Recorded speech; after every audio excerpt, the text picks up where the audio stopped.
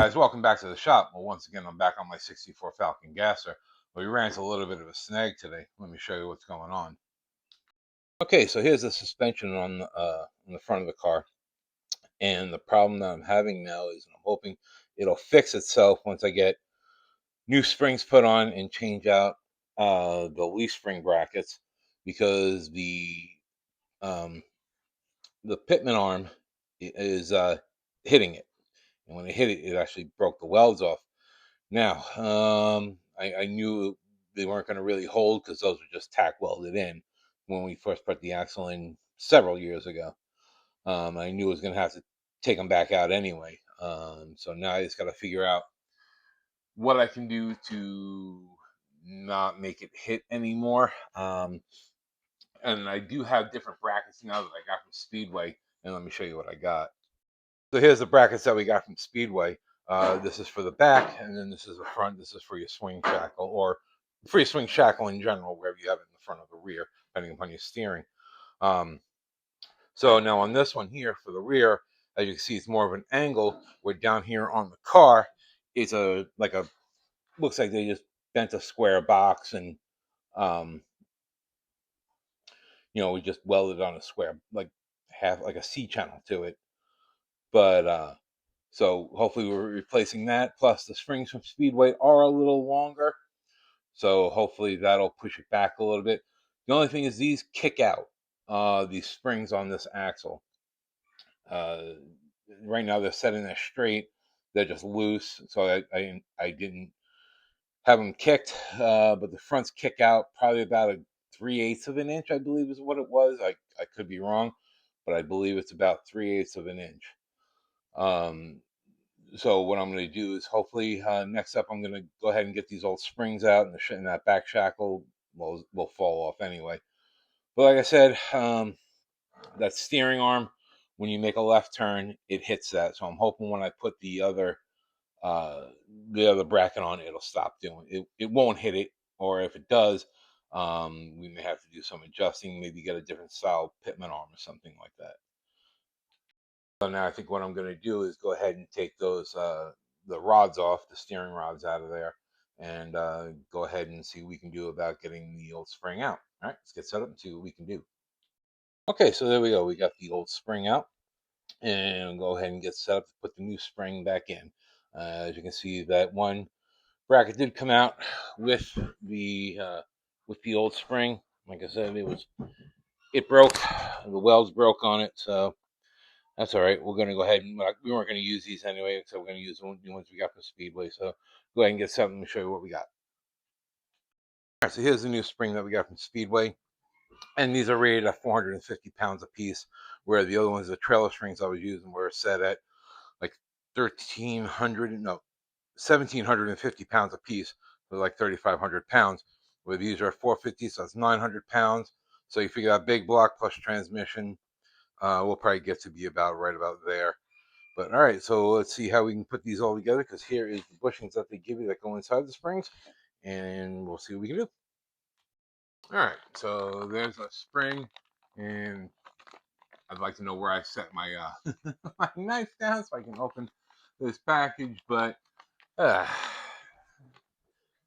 set things down, do stuff, and then you forget where you put it. Yeah, it is what it is. That's all right.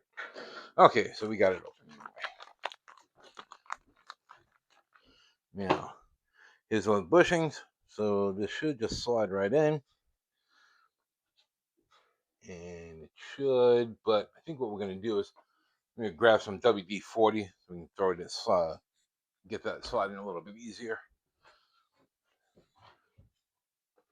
And actually, I think what we're going to be using, so lubricant also, it comes from Seafoam makes it, and it's called Deep Creep. It's a lubricant, and it's also a rust penetrant. So go ahead and just spray a little bit on the bushing, and that should help it slide in a little bit easier.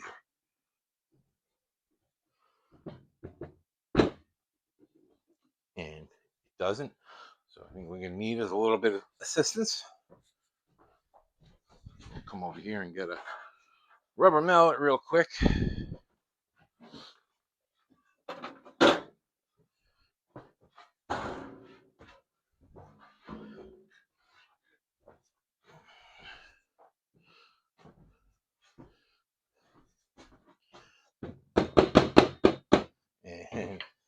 Let me move you guys real quick out of the way. You're bouncing all over the place, I'm sure. Hold on a second here.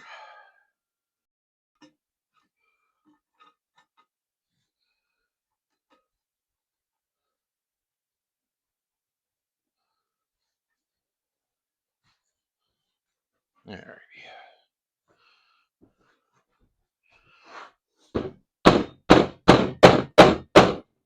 There's one. Put over.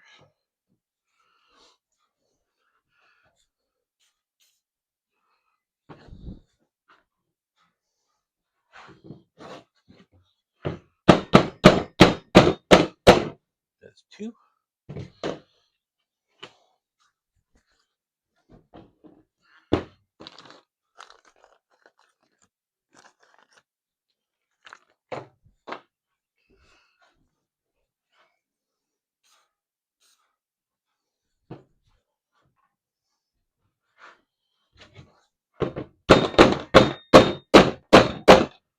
There's three.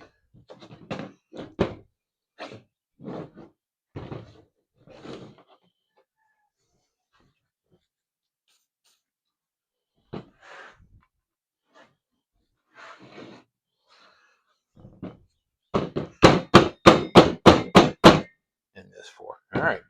So there's that. So we're going to go ahead and do. We'll go ahead and put this bracket on the back, and because we don't have a bracket back then, I'd really like to have something when I set this back down, and to see, because I don't know if this is going to raise the car up at all on the side or not, but well, we'll see what happens. All right, let me get over there and see what we got. Okay, guys. Well, unfortunately, I do not have the right size bolts to go into these bushings. The bolts I have were obviously for the other springs. So it's a trip to the hardware store. So go ahead and get that done. But I think what I'm going to do first, go ahead and go to the other side and get the other spring off, and we'll go through that together. All right, guys. Well, I think because I got to go run over to the hardware store, and I'll go get some bolts. I think we'll go ahead and call this video for today, and we'll go ahead and get started on another one first thing tomorrow. But all right, guys. Well, I also wanted to show you too, real quick. Is here is the shirt that I have made up that is on my bonfire. So you want to go ahead and check it out. As you see, it's got my logo on the front, Mike's Old School Garage, and then on the back, I do have the Falcon. It says Pass Gas, because that is the name of the car. All right, guys. Well, you know what? There is another shirt on there, which I'll probably go ahead and get, and I'll show you. But if you want, you can go ahead and check it out on bonfire.com. The link to it is in the bio and on all my socials. All right, guys. Well, until next time, I'm out of here. Later.